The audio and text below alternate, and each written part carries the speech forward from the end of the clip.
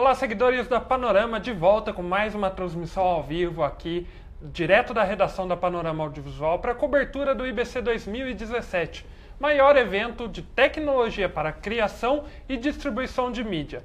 O evento teve a abertura da feira hoje e nossa equipe está lá em Amsterdã, inclusive, fazendo a cobertura em tempo real para vocês, com todas as principais novidades, análises, entrevistas de lançamentos, de soluções, de serviços, de propostas que estão sendo levadas para o IBC. É isso, Gustavo. A gente está ancorando aqui do estúdio da Panorama Audiovisual em São Paulo essa transmissão, comentando as imagens que são enviadas pela nossa equipe em Amsterdã. Lá está o Flávio Bonanome, o Flávio Bissolotti, o Vitor Hugo, o Alexandre Oliveira, o Antônio Castilho, estão todos lá fazendo a cobertura, a gente daqui também recebendo as informações e ancorando, e a gente já recebeu imagens da visita que a nossa equipe fez hoje ao stand da Chiron Rigo. A gente já vai colocar no ar as imagens aí, de um sistema de controle de câmera para cenários virtuais que torna muito mais preciso a realidade aumentada, né? Muito além do chroma key, né? Muito além do corte de imagens assim com chroma, a realidade aumentada não pode ter nenhum atraso, né? É muito normal ter atraso, um delay de 1, 2, 3 frames, né? Sim. Mas isso não pode acontecer quando você está trabalhando com realidade aumentada. Portanto, a Chiron, que é especialista em tecnologias de gráficos, né?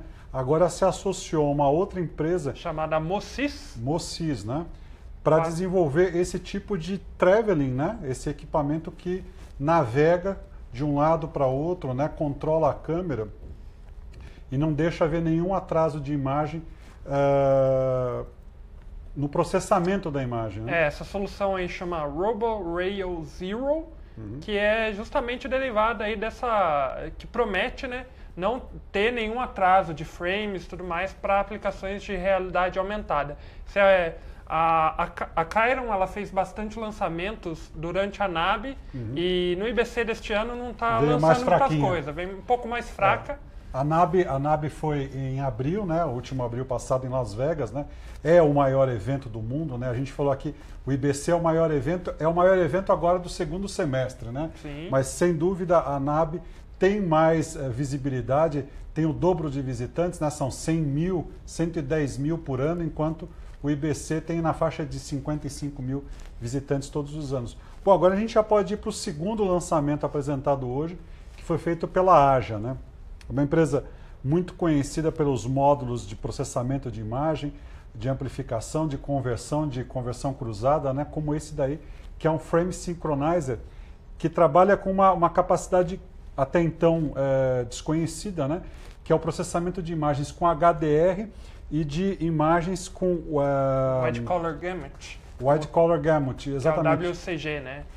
Porque são conceitos que são recentes, né, na transmissão, principalmente transmissão broadcast, porque ampliam a paleta de cores que podem ser exibidas na tela, né, e ampliam o range, né, o espaço de contraste, né, entre o azul, entre o preto profundo, né, o preto mais escuro, e o branco super claro, né, aquele branco absoluto, né, ele foi aumentado, só que existem padrões que determinam como é que se comporta essa gravação, né? E ela vale para 4K de uma maneira, é um padrão, e HD é outro. E as próprias fabricantes de câmeras e tudo mais, cada uma tem seu padrão de HDR, principalmente de gamut de cores. Exato. Isso que dá a característica específica de uma câmera ARRI, de uma câmera RED, que quem trabalha com cinema, trabalha com coisas...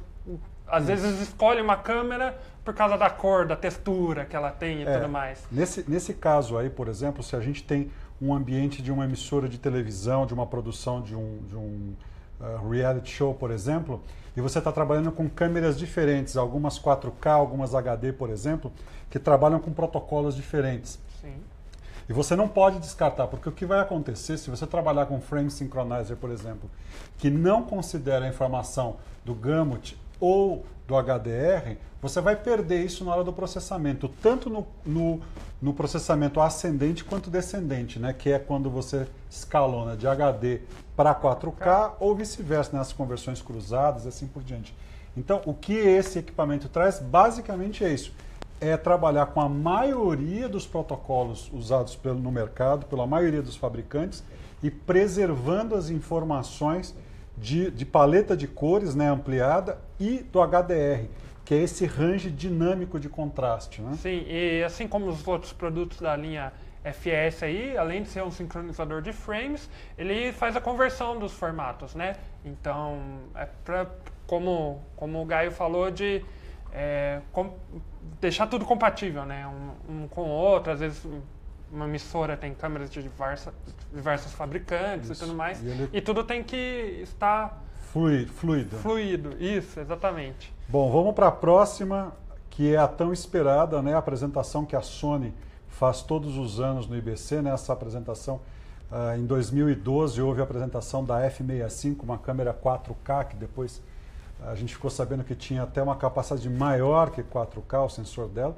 E esse ano a gente está vendo agora aí a Venice, né? Que foi apresentada semana passada, né? A gente inclusive fez um vídeo sobre ela.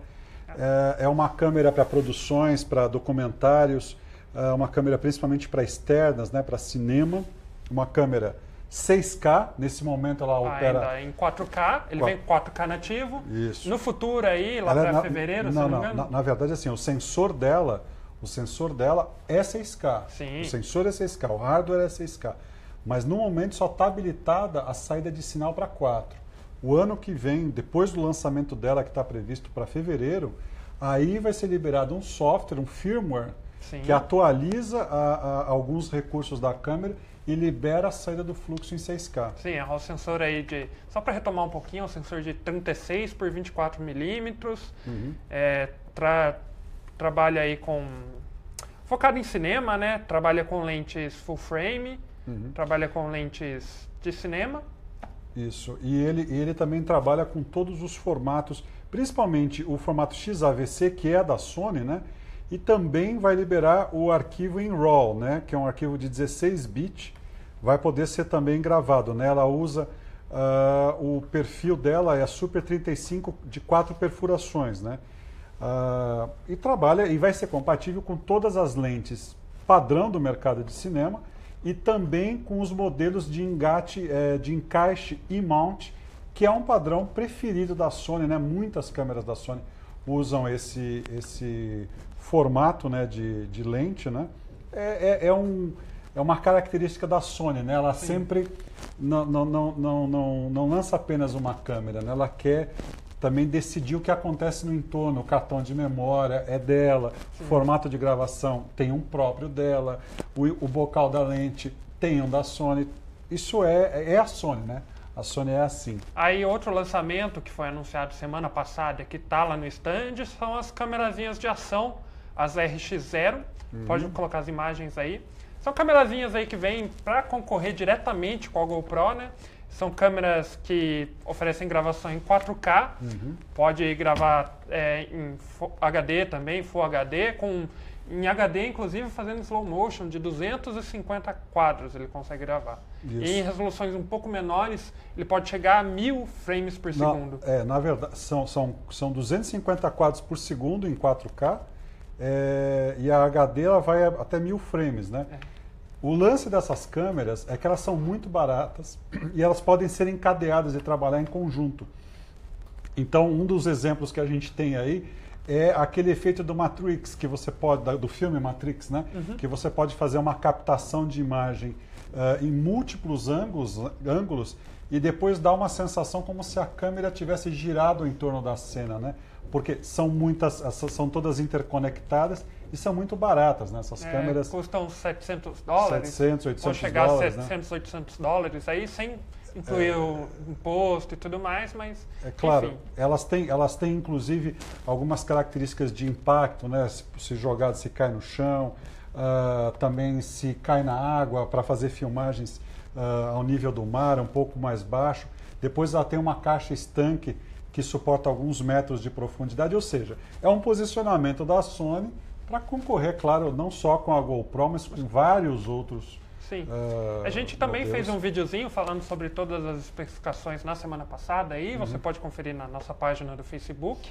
E agora vamos para realmente Novidades que a gente não falou, né, das câmeras da Sony. Acho que o principal destaque é a câmera 8K da Sony, que é a UHC 8300. Ontem mesmo a gente estava discutindo aqui sobre a necessidade de se gravar em 4K, quando o Brasil ainda é HD, e a Sony acaba de apresentar uma câmera 8K. Uma resolução de 7680 por 4.320 pixels, nativo 720p, ou seja, não é 120p. 120p. Nativo. Então, essa câmera ela já nasce pronta para slow motion, mas também para você usar ela como uma câmera padrão 720p para transmissões normais.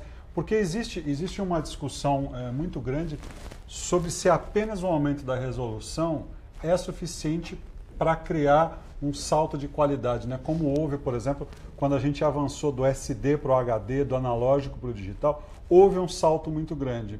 Esse salto não foi tão percebido quando a gente passou do HD para o 4K. Sim. É muito comum uma pessoa colocar um monitor HD e um 4K ao lado e dizer que não vê tanta diferença. Numa loja, por exemplo, se você vai num magazine, numa loja de eletrônicos, nem sempre nota-se tanto quanto quando a gente pega uma TV analógica, uma TV SD e olha uma HD, você percebe claro. Uma grande diferença. E quando você avança na resolução, também sempre fica a questão, aumentar o número de pixels é o suficiente para melhorar tanto a qualidade?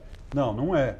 Então por isso que a gente tem esse protagonismo tão grande agora do HDR, as pessoas batendo tanto na tecla, todos os estandes falando de HDR, todo mundo com novidades, com lançamentos, porque é realmente uma quebra de paradigma, porque a TV estava engessada por décadas, a televisão, o vídeo ficou engessado por décadas em função da tela. Você até podia captar uma variação de contraste grande no cinema, né, através da película, até com câmeras que já existiam, mas depois você não conseguia exibir isso, não havia tela que pudesse ser usada em casa, né, que exibisse isso. E hoje existem, hoje as telas podem exibir essa qualidade.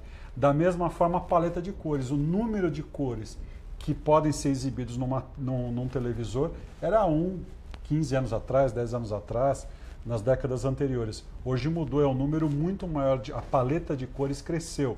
Por isso, tanta preocupação em trabalhar esse conceito. Da mesma forma, a taxa de frames.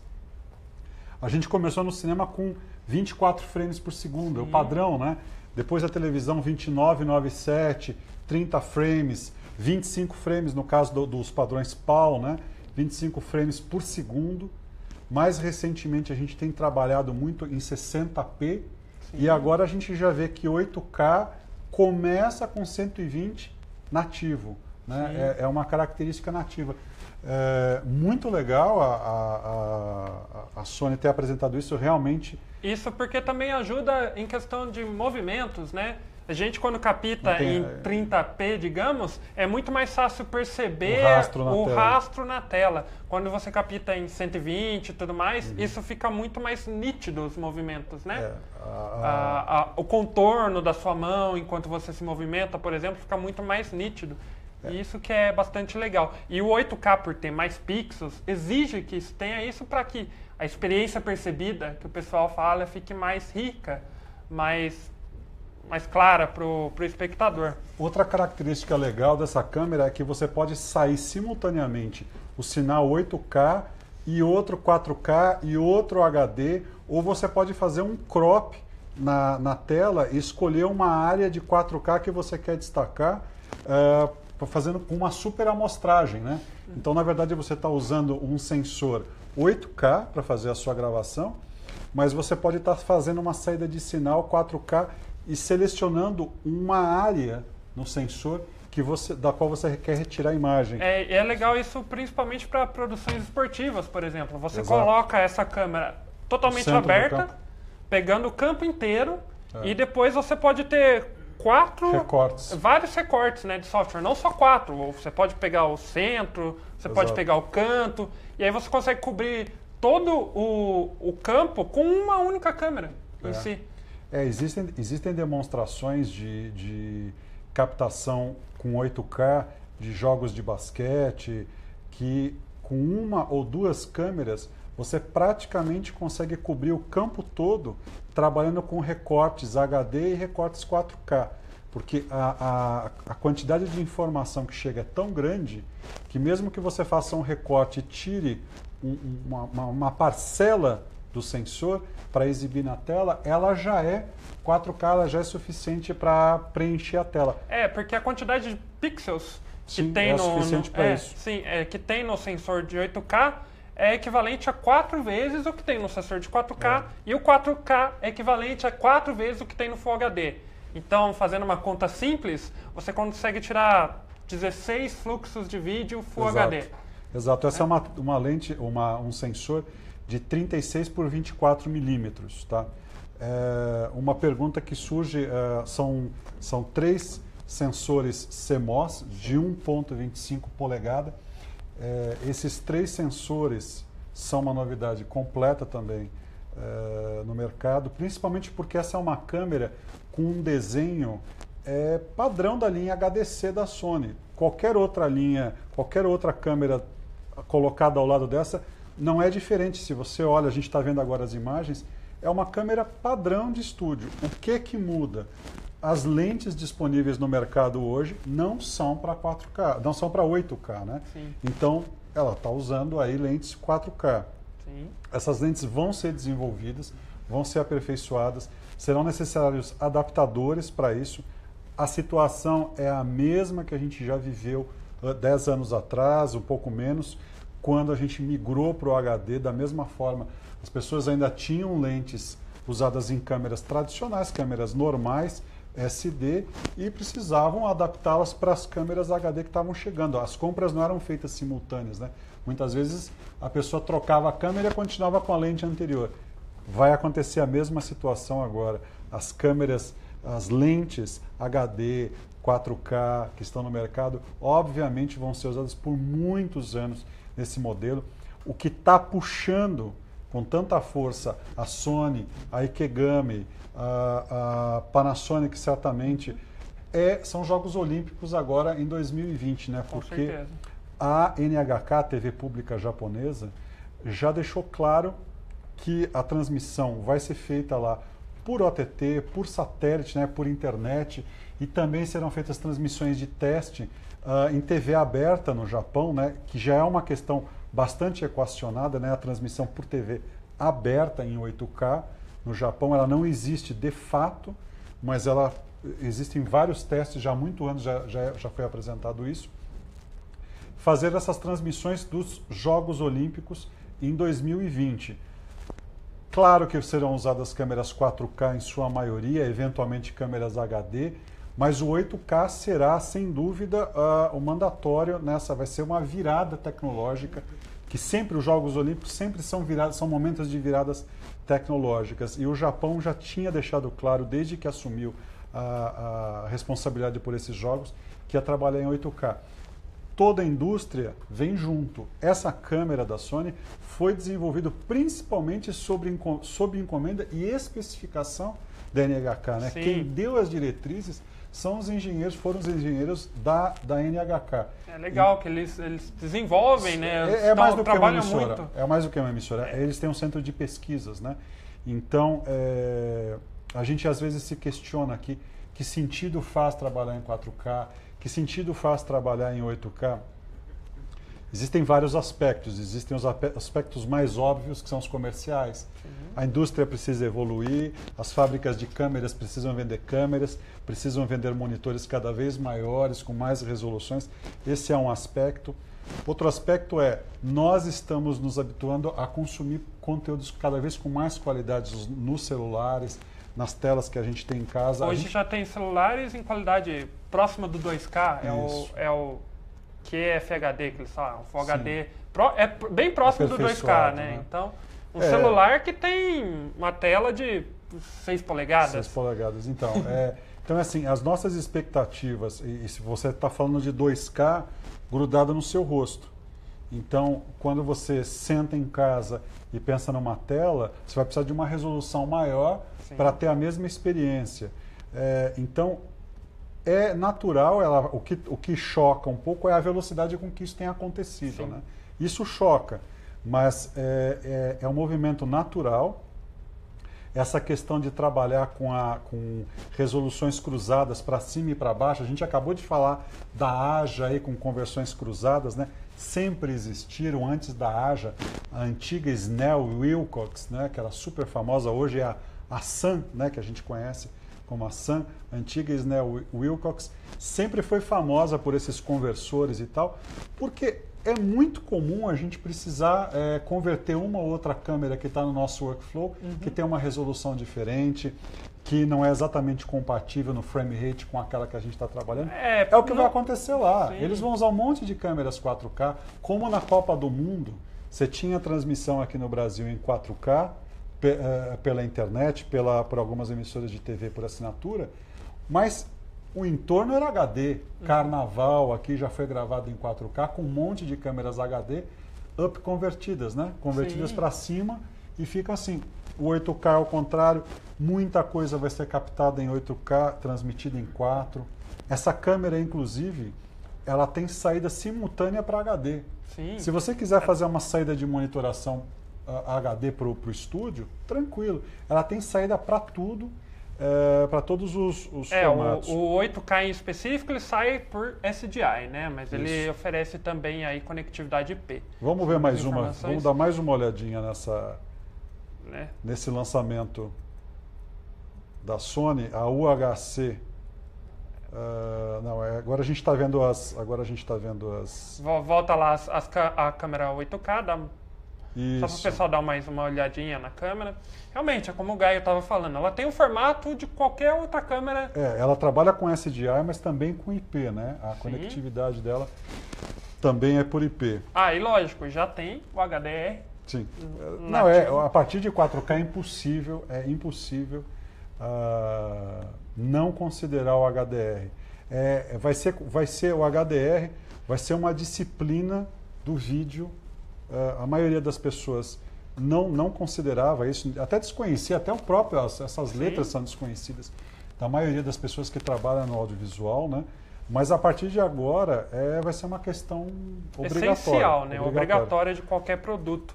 E aí tem os sensores de 1.25 polegadas, que são novos, né? Um formato novo que exigirá lentes novas, o desenvolvimento de lentes para esse tipo de câmera e tudo mais, que devem vir no futuro. Aí, por enquanto, eles oferecem o adaptador para usar lentes 4K, que tem um formato diferente e tudo mais. Agora vamos para os outros lançamentos da Sony. Os camcorders, né? Não são exatamente handcams. Handcam é uma linha considerada mais de uso amador, né? Essas são as handcams. A PXW-Z90, HXR NX80 e a FDR AX700. São 3 linhas diferentes de produtos da Sony, a XD-Cam, a NX-Cam e a Handcam, né, que é uma marca da Sony, inclusive. Isso. O pessoal às vezes confunde um pouco. Exato. Que Handcam é uma marca da Sony, a gente chama às vezes, muitas mas não de Handcam, mas todas sempre Sony. Ambas são câmeras, as 3 são câmeras 4K HDR já, que com um grande destaque, eles trazem o sistema de foco automático, eles destacam o sistema de foco automático.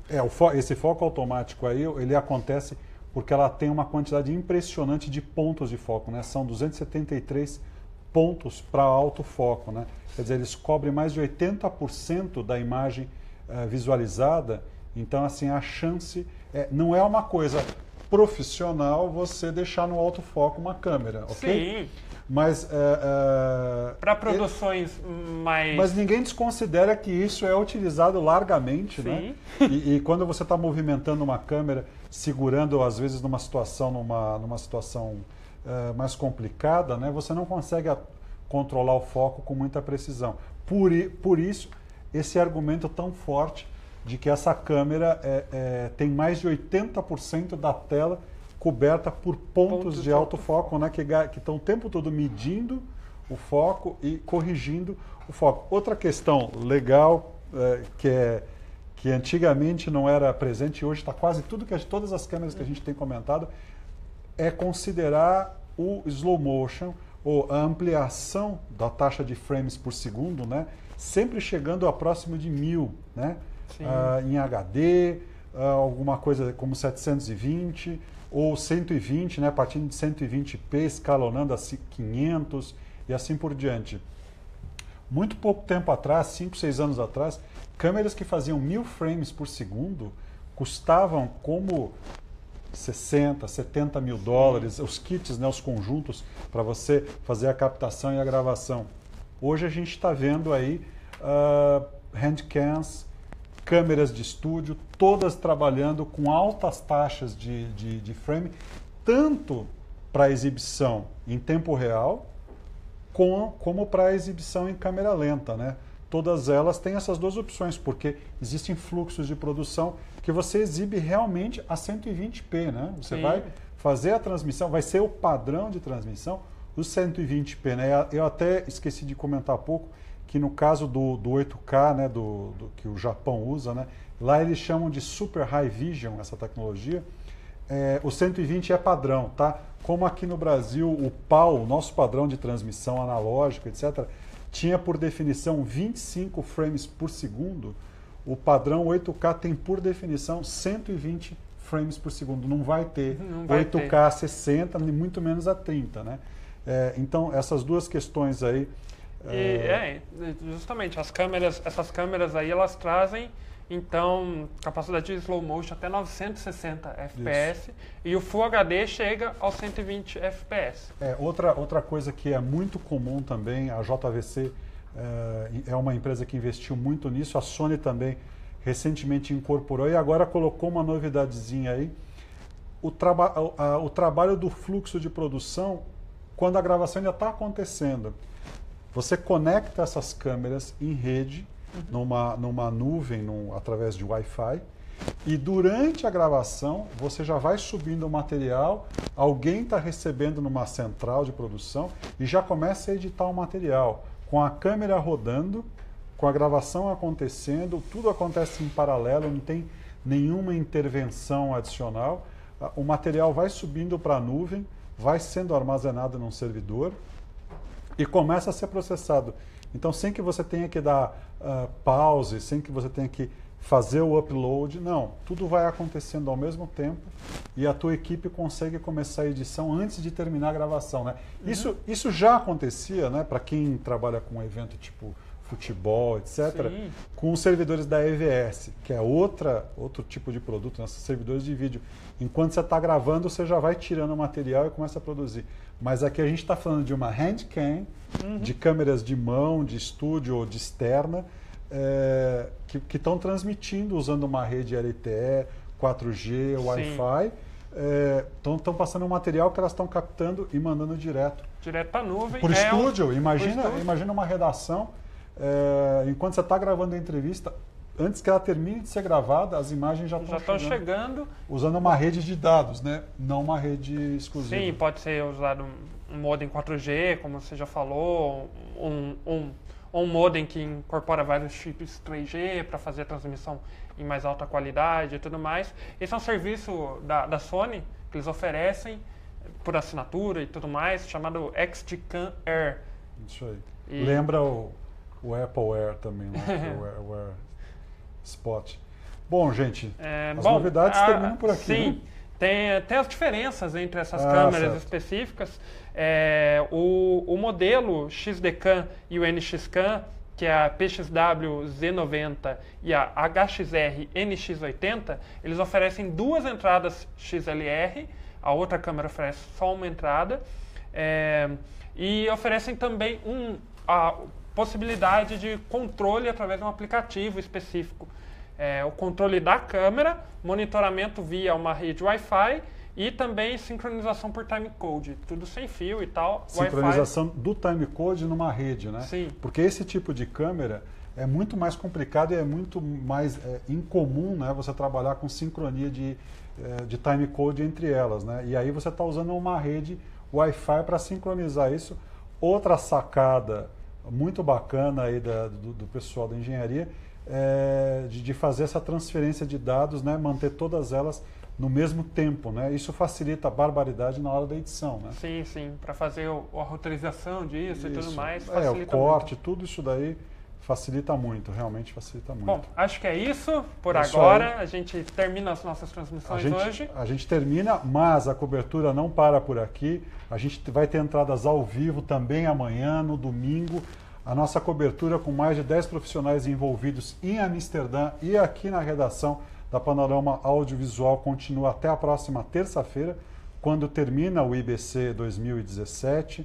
Lembrando que a gente tem a cobertura no portal da Panorama Audiovisual, um portal especial, né? É o especial.panoramaaudiovisual.com.br, nas redes sociais Facebook, Twitter, LinkedIn e YouTube. Estamos em todas as redes.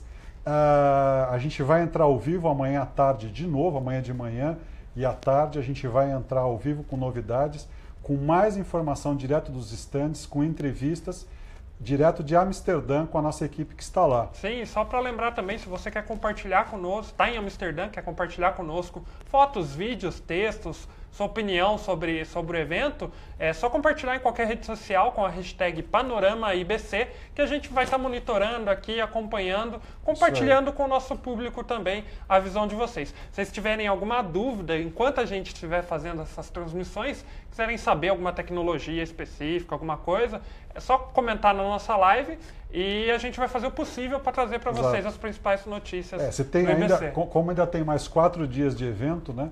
Se tiver algum produto, alguma tecnologia que você gostaria de ver aí na tela, ver as imagens, ver de repente até uma entrevista, coloca a sugestão para a gente aí, quem sabe a gente consegue uma exclusiva lá em Amsterdã para atender o seu desejo. Então vamos nessa, amanhã a gente volta ao vivo, direto da redação da Panorama Audiovisual. É isso, gente. Obrigado. Até a próxima.